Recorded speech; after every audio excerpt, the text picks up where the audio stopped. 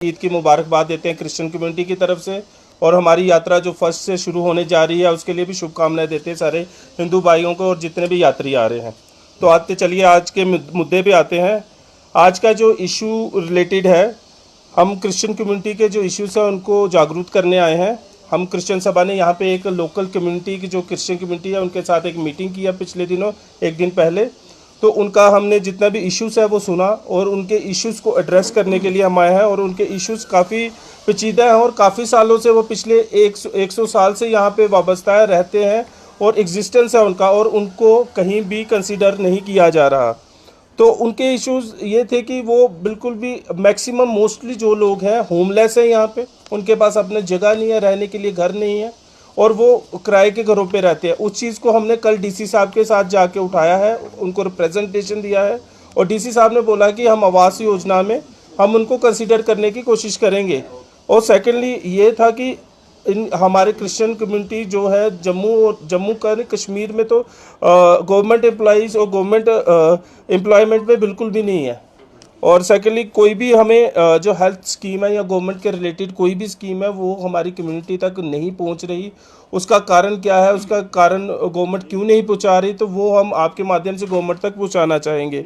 और साथ ही साथ मैं बताना चाहूँगी जो क्रिश्चियन कम्युनिटी है जम्मू कश्मीर की इंटीग्रियल पार्ट है और काफ़ी सालों से, पिछले 100 सालों से रह रही है।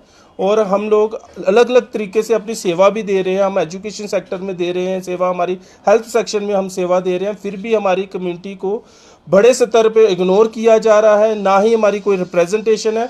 हम मेयर साहब से मिले थे, मेयर साहब को हमने एक रिप्रेजेंटेशन दिया है। हम चाहते हैं कि काउंसलर्स का इलेक्शन आने वाले हैं, उसमें एक नॉमिनेटेड काउंसलर लिया जाए, चूँकि एक्ट 2000 म्यूनसिपल एक्ट 2000 में एक प्रावधान है, एक क्लॉज है 10, उसमें लिखा हुआ है कि जो अनरिप्रेजेंटेड कम्युनिटी है जो अपना काउंसलर नहीं खड़ा कर सकते उनको हम नॉमिनेट कर सकते हैं। तो आपके माध्यम से गवर्नमेंट से अपील करते हैं कि हमें एक सिलेक्टेड नॉमिनेटेड कैंडिडेट दिया जाए कि हमारी रिप्रेजेंटेशन हो और रिप्रेजेंटेशन के साथ हमारी कम्युनिटी की डेवलपमेंट हो सके और छोटे छोटे जो भी मुद्दे हैं वो काउंसलर उसके पूरा कर सके।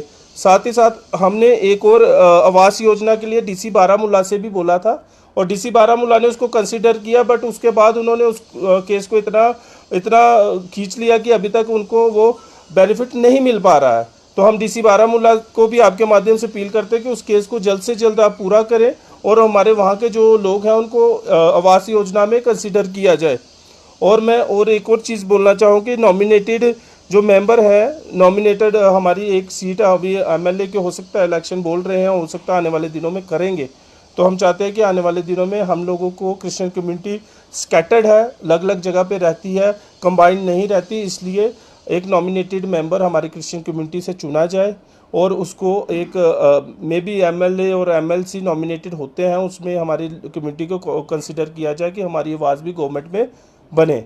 साथ ही साथ मैं एक और थोड़ा एक जम्मू का मुद्दा भी आपके माध्यम से उठाना चाहूँगा कि हमारे जम्मू में लोगों को ग्रेवयार्ड्स की बड़ी प्रॉब्लम है। अलग अलग डीसी ऑफिस में हमने लेटर्स दे रखी हैं, तो उस मुद्दे को भी आप जागरूक करें और डीसीस को तक हमारी आवाज़ पहुँचाएं कि वो ग्रेवयार्ड का हमारे 2-3 जगह है, अखनूर है, पुरखू है, फिर मीरा साहब, बारसपुरा, उधमपुर, काफ़ी प्रॉब्लम है सिटी में। तो इनके लिए हमने डीसी डीसी को दिया हुआ है लेटर, तो इस पे भी हमारी गौर की जाए। तो हमारी नेशनल एग्जीक्यूटिव मेंबर है, इसमें थोड़ा और इस बात पे और थोड़ा जोर डालेंगी प्लीज़। नमस्कार, मीडिया के माध्यम से मैं जेएनके की तरफ से मेन श्रीनगर के लोगों के, क्रिश्चियन लोगों की आवाज़ रखना चाहती हूँ। वो ये है कि यहाँ पे गवर्नमेंट की जो पॉलिसीज़ आ रही हैं वो हमारे क्रिश्चियन लोगों को नहीं मिल रही हैं। हम अलग अलग नहीं हैं, हिंदुस्तान में हम सब एक हैं, सभी धर्म के लोग मिलजुल के रहते हैं। स्पेशली श्रीनगर में, जेएनके में, हमारे जम्मू में सब लोग बहुत प्यार से रहते हैं, एक दूसरे के साथ हैं। तो ये फ़र्क क्यों है? और धर्म के लोगों को जो हमारे अपने हैं, हम उनके साथ हैं, वो हमारे साथ हैं, वो लोग पॉलिसीज़ का फ़ायदा उठाते हैं। पर हमारे श्रीनगर के जो लोग हैं, जम्मू के जो लोग हैं, उनको कुछ भी ऐसा नहीं मिलता। जैसे अभी गवर्नर ने एक्वायर करी है, ज़मीन एक्वायर करी है और कहा है कि वो लोगों को देंगे, जो कि गरीब लोग हैं जिनको ज़रूरत है। तो यहाँ हमारे श्रीनगर में बहुत से क्रिश्चियन परिवार ऐसे हैं जिनके पास घर नहीं है। तो मैं गवर्नर साहब से अपील करना चाहती हूँ आप लोगों के माध्यम से कि मेहरबानी से उन लोगों की तरफ ध्यान दें जिनके पास घर नहीं है और उन लोगों को घरों को प्रोवाइड किया जाए। और जो भी स्कीम आती हैं मेहरबानी से जैसे और धर्म के साथ करते हैं हमें भी पिछड़ा व अलग ना समझें। यहाँ के लोगों को आप ही के हैं, आपके अपने हैं। अगर कोई सरकारी तंत्र भूल जाता है तो मैं चाहती हूँ मीडिया इस तरफ ध्यान देते हुए लोगों की बातों को रखे। मेरा यही है कि पॉलिसीज़ में जो भी फ़ायदे मिलते हैं वो सबको बराबर मिले और कहीं भी कोई ऐसा ना महसूस करे कि हम छोड़ दिए गए। आज हमारे आने का मकसद यही था कि आप लोग को ये बताना बहुत ज़रूरी है कि यहाँ के लोग डरते हैं, बहुत अकेले हैं, बहुतों के पास राशन कार्ड नहीं है, किसी के पास वोटिंग राइट नहीं है। ऐसा क्यों है? ऐसा क्यों है? जो काउंसलर हैं, जो एमएलए हैं, उनका फ़र्ज़ नहीं बनता कि वो जाके देखें कि हमारे जो कॉन्स्टिट्यूंसी के अंदर किसके पास वोटर आईडी नहीं है, किसको राशन नहीं मिल रहा है, किसके पास किट नहीं पहुंची है। बहुत कुछ है करने को। तो जो नॉमिनेटेड है या जो जीत के आए हैं वो किस बूते पे जीत के आए हैं? जीत के आए हैं तो उनका फ़र्ज़ बनता है कि जिन लोगों ने उन्हें प्यार से वोट दिया है तो उन लोगों का ख्याल रखें। तो जो लोग छूट गए हैं उनको भी साथ लेके चलें। तो एक इंसानियत की बात है और कश्मीर तो इंसानियत के लिए बहुत मशहूर है। आप लोगों ने हाथ फैला के सबको गले लगाया है, हर बात को सुना है, सरकार की, लोगों की, और बहुत कुछ आप लोगों ने सहा है और जो है ईश्वर ने आप लोगों को संभाला भी है। सरकार भी बहुत अच्छी है। मैं यही चाहूँगी कि जो भी कोई बात हो, जो भी कोई प्रॉब्लम हो, वो आसानी से प्यार मोहब्बत से सुलझा ली जाए। और मीडिया का बहुत बड़ा हाथ है। आप लोगों से बहुत रिक्वेस्ट है कि प्लीज़ क्रिश्चियन कम्युनिटी की तरफ जो भी कोई प्रॉब्लम आती है या जिस तरीके से छोड़ दिया जाता है आप लोग साथ दीजिए। Thank you. मैम 2011 का जो सेंसस है उसमें क्रिश्चियनों की जो आबादी है 0.3% है। कश्मीर अगर मुस्लिम मेजॉरिटी स्टेट में बात करें तो जो सिख है वो इससे ज़्यादा है। बट सिख जो है तब से आज तक माइनॉरिटी स्टेटस के लिए फाइट कर रहे हैं। हिंदूज को यहाँ पे जिनकी आबादी ज़्यादा है उनको ऑलरेडी माइनॉरिटी स्टेटस मिला है।